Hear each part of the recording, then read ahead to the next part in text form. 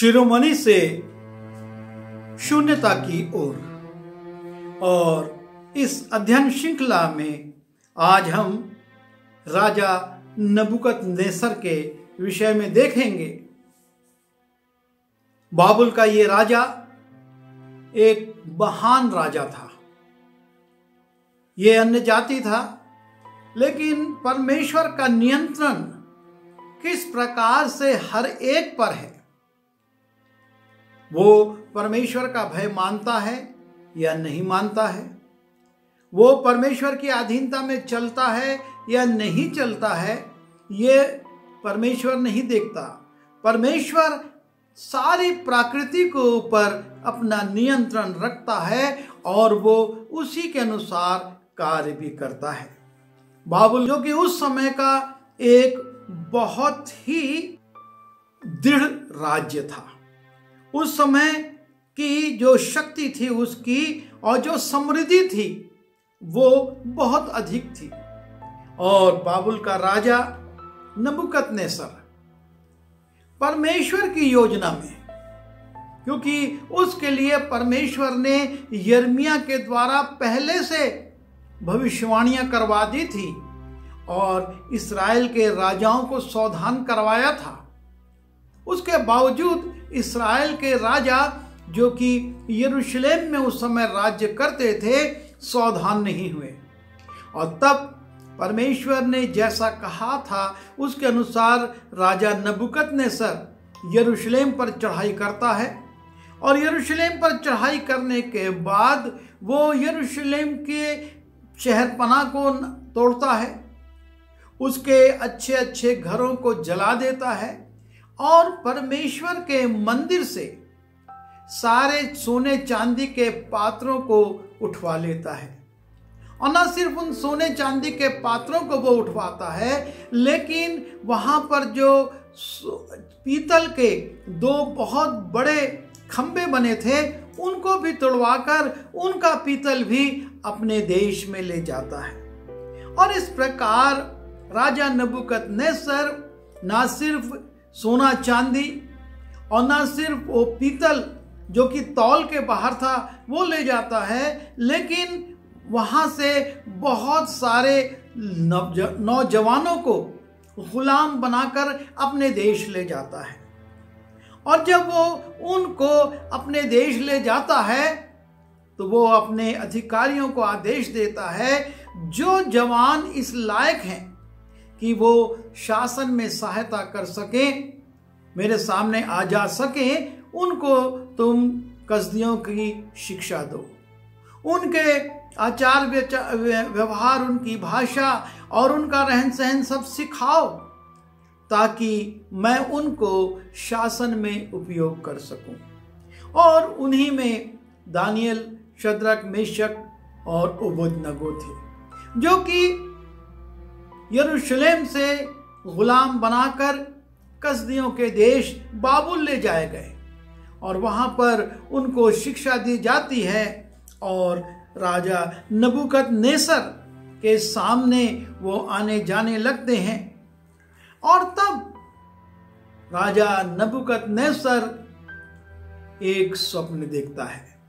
परमेश्वर उस पर एक स्वप्न के द्वारा भविष्य की बातें प्रकट करता है और नबूकदनेस्सर उस स्वप्न को देखकर घबरा जाता है और एक अद्भुत चुनौती अपने पंडितों के सामने रख देता है कि वो व्यक्ति जो पहले मेरा स्वप्न बताए उसके बाद उसका अर्थ बताएगा, वो सम्मानित किया जाएगा। और किसी व्यक्ति का स्वप्न बताना किसी साधारण व्यक्ति के लिए संभव नहीं है। और कसदियों के पंडित और पुरोहित और महायाजक और भविष्यवक्ता और भावी कहने वाले चकरा गए। राजा ये क्या कह रहा है? उससे कहते ऐसा कौन मनुष्य है संसार में जो तेरे स्वप्न को बता सके? तेरे स्वप्न के भेद को बताने वाले तो बहुत से मिल जाएंगे, पर राजा जानता है कि मैंने अगर स्वप्न बता दिया तो ये जोड़ तोड़ कर उसका अर्थ बता देंगे। और इसलिए वो कहता नहीं, जो अर्थ बता सकता है उसको स्वप्न पहले बताना पड़ेगा। और जब कोई व्यक्ति नहीं मिलता तो नबूकदनेस्सर कहता है कि सारे इन पंडितों को, भविष्यवक्ताओं को, इन भावी कहने वालों को सबको मार डालो। मैं नहीं चाहता कि ऐसे लोग मेरे देश में रहें जो मेरा स्वप्न और उसका अर्थ ना बता सकें। और जब ये बात दानियल के कान में पड़ती है, दानियल कहता है कि राजा से कहो कि मैं उसको स्वप्न का अर्थ बताऊंगा। और वहां पर राजा उसको बुलाता है। दानियल कहता है मैं अपनी ओर से तो नहीं बता सकता, लेकिन परमेश्वर मुझ पर प्रकट करेगा, मैं प्रार्थना करूंगा। और वो प्रार्थना करता है और नबूकदनेस्सर जो कि एक महानतम राजा है, उसके शयन कक्ष में वो क्या सपने देखता है उसको वो बताता है और उसका अर्थ भी समझा देता है। और तब राजा कहता है कि दानियल, तेरा परमेश्वर महान है, तेरा परमेश्वर सबसे बड़ा है, जिसने तुझ पर यह प्रकट किया है कि मैंने क्या स्वप्न देखा। लिखा है दानियल दूसरे अध्याय के 46वें पद में, इतना सुनकर नबूकदनेस्सर राजा ने मुंह के बल गिरकर दानियल को दंडवत की और आज्ञा दी कि उसको भेंट चढ़ाओ, उसके सामने सुगंध वस्तु जलाओ। फिर राजा ने दानियल से कहा, सच तो यह है कि तुम लोगों का परमेश्वर सब ईश्वरों का ईश्वर, राजाओं का राजा और भेदों का खोलने वाला है, इसलिए तू ये भेद प्रकट कर सका। और इस प्रकार से इस अन्य जाति राजा ने यह स्वीकार किया कि दानियल का परमेश्वर ही सच्चा परमेश्वर है, वही राजाओं का राजा और वही ईश्वरों का ईश्वर है। लेकिन राजा नबूकदनेस्सर उनमें भी रहते हुए उसके जीवन में परिवर्तन नहीं आता है और वो एक मूर्ति खड़ी करवा देता है और एक विशाल मूर्ति खड़ी करवाकर चाहता है कि उसके राज्य के लोग उसको प्रणाम करें। और जब उसे पता चलता है कि शद्रक, मेशक, अबेदनगो उसको प्रणाम नहीं करते हैं, तो वो उनको आग के भट्टे में डलवा देता है। और वहां पर भी वो ये देखता है कि परमेश्वर ने उस आग के भट्टे से कैसे शद्रक, मेशक और उसके साथी को बचा लिया।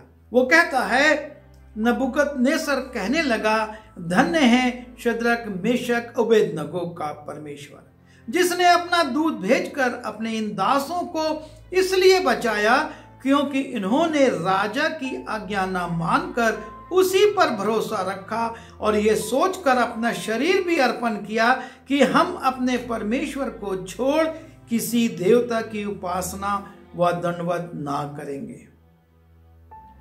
और इस प्रकार से उसके सामने एक बार फिर सच्चे परमेश्वर की सामर्थ प्रकट होती है।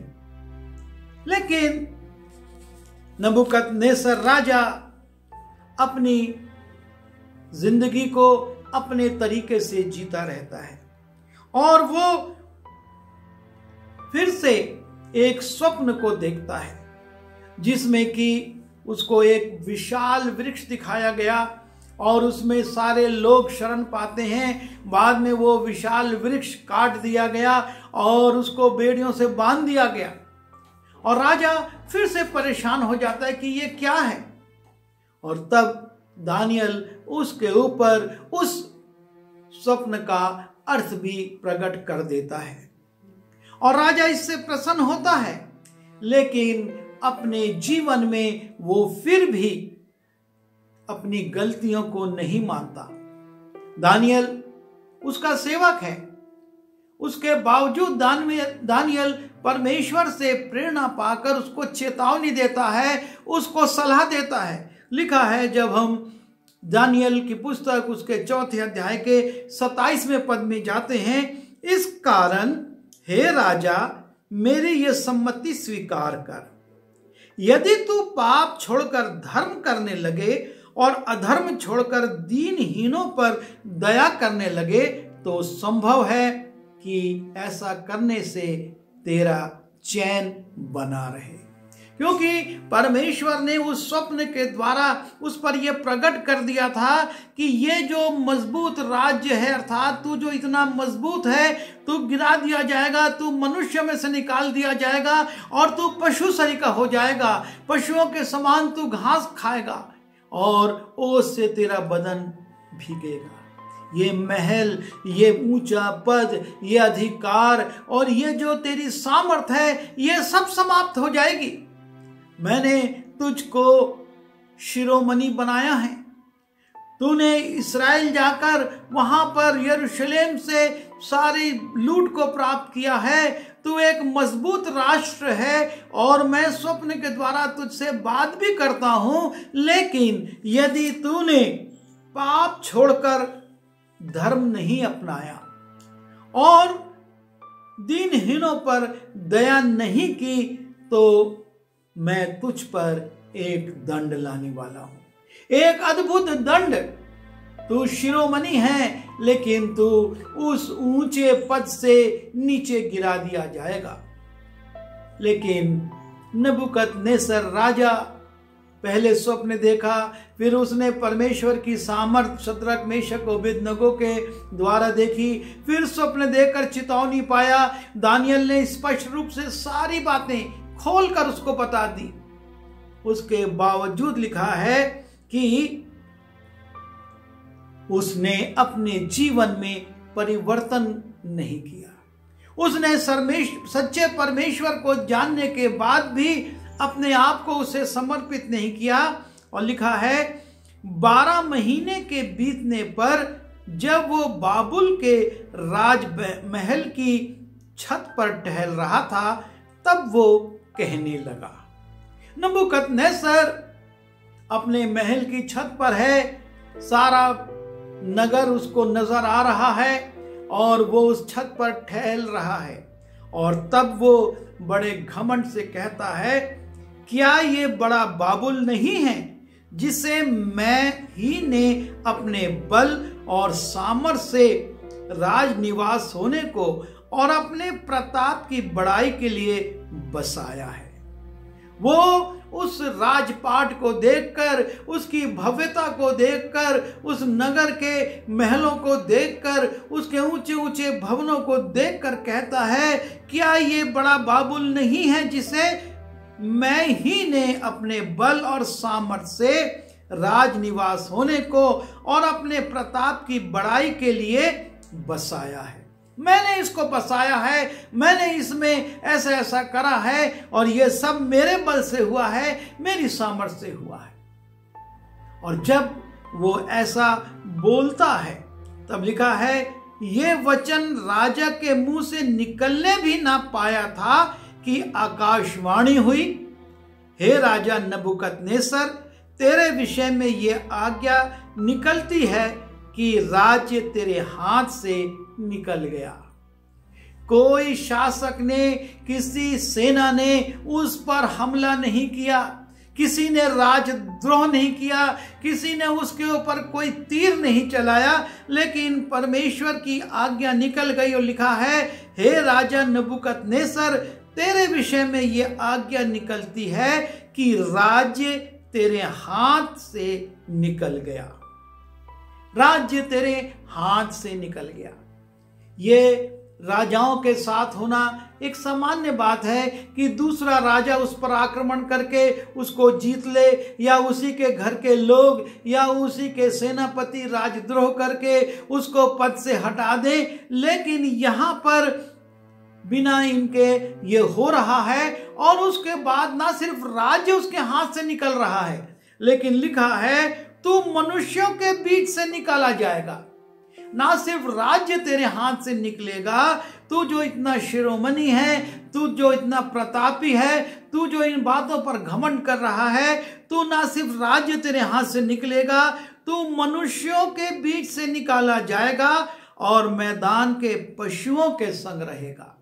एक राजा के लिए ना सिर्फ राजपाट छिन जाएगा, लेकिन तू मनुष्यों के बीच में से निकाला जाएगा, तू पशुओं के बीच में उनके संग रहेगा, और तू जो रोज उत्तम से उत्तम भोजन वस्तुएं खाता है, उस भोजन को उसने शद्रक मेशक और अबेदनगो को भी खाने के लिए कहा था, लेकिन उन्होंने उसका इनकार किया था। लिखा है कि और बैलों की नाई घास चरेगा और 7 काल तुझ पर बीतेंगे जब तक तू जान न ले कि परम प्रधान मनुष्यों के राज्य में प्रभुता करता है, जिसे चाहे वो उसे दे देता है।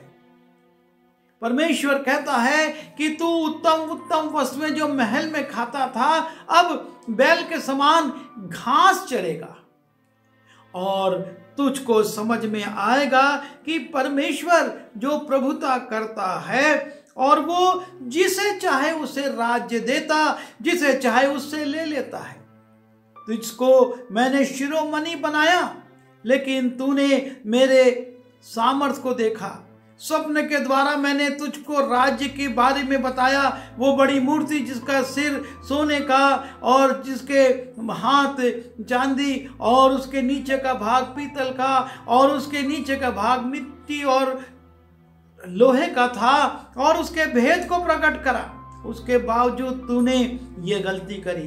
तेरे सामने मैंने शद्रक मेशक और अबेदनगो को बचाया, तूने माना, उसके बाद ये गलती करी। मैंने तुझ पर ये स्वप्न के द्वारा प्रकट करा कि तुझ पर ये घट सकता है, लेकिन तूने अपना मन कठोर किया और बड़े गर्व से कह रहा है कि मैंने ये बाबुल बनाया अपनी सामर्थ्य से और मेरे प्रताप का ये फल है। और अब तू ना सिर्फ राज्य से निकाला जाएगा, लेकिन मनुष्यों में से भी पशुओं के साथ रहेगा और बैल के समान तू घास चरेगा। आकाश की ओस तुझ पर गिरेगी, तुझको भिगाएगी। और लिखा है कि उसी घड़ी ये वचन नबूकदनेस्सर के विषय में पूरा हुआ, जो परमेश्वर ने कहा और जिसकी चेतावनी वो पहले से दे रहा था, लेकिन नबूकदनेस्सर उसमें सावधान नहीं हुआ। और वो वचन जो परमेश्वर ने कहा उसी घड़ी उसके ऊपर पूरा हुआ।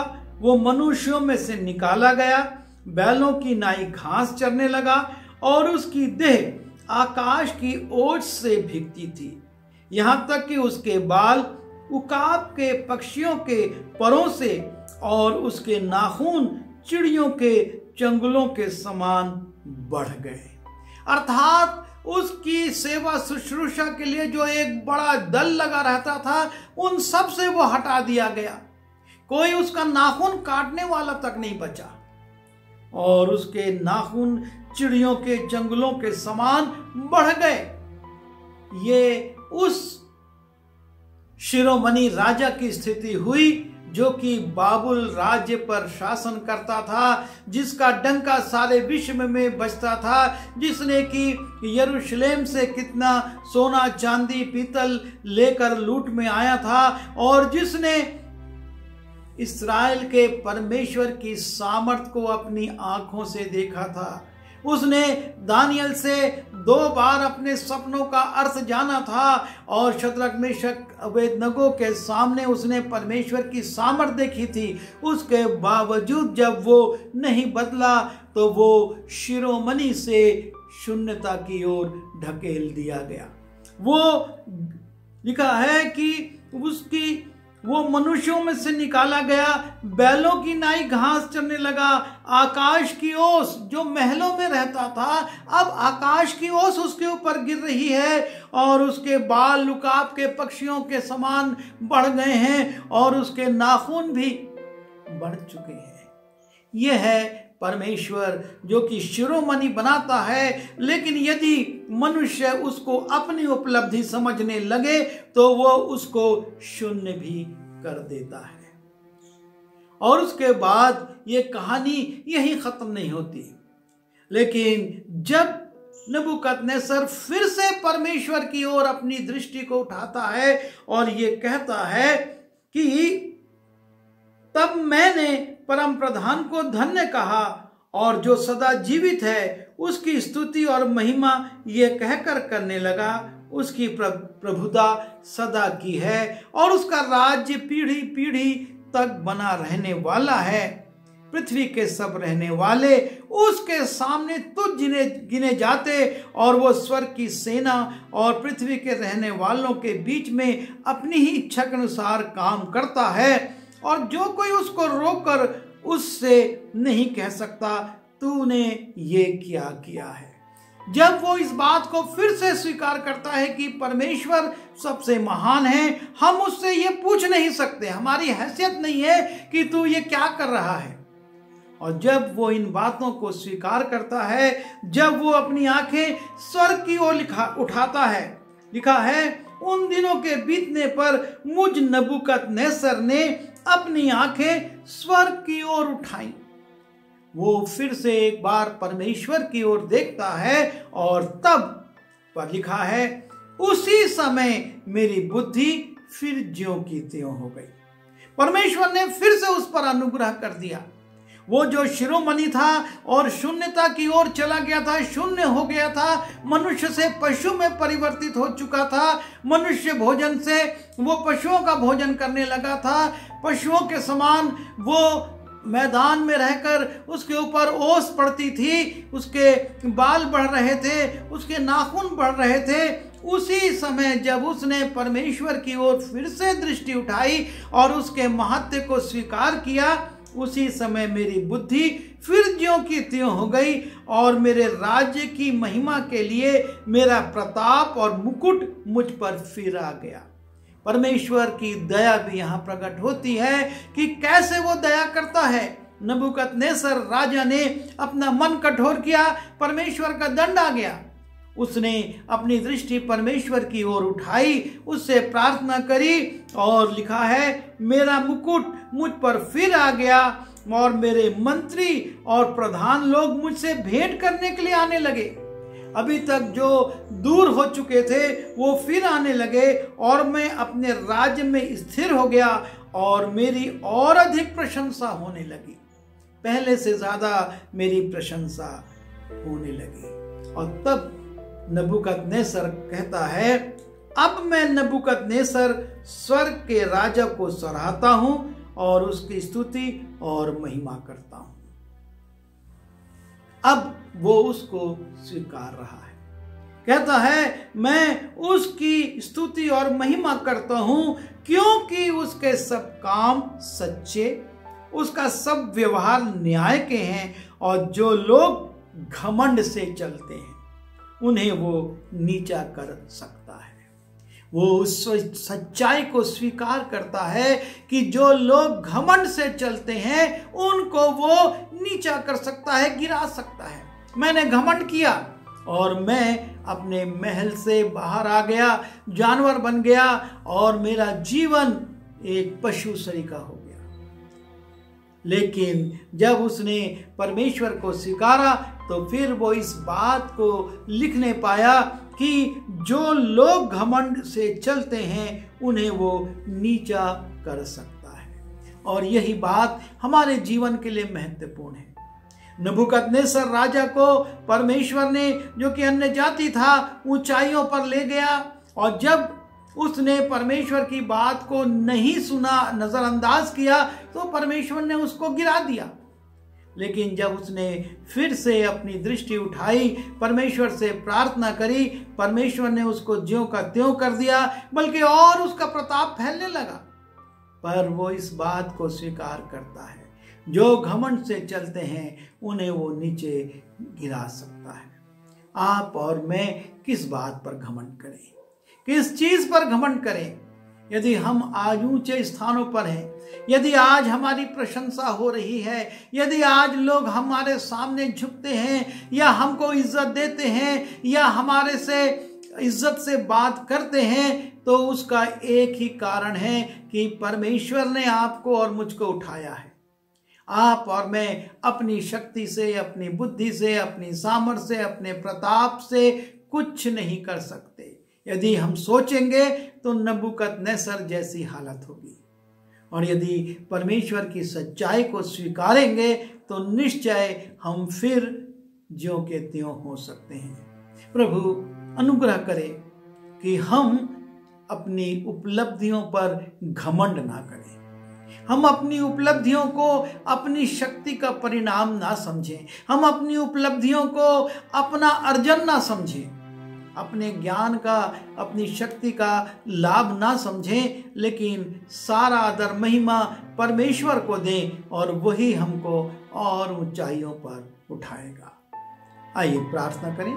प्रभु जी सहायता करिए कि हम नबूकदनेस्सर राजा के समान घमंड ना करें।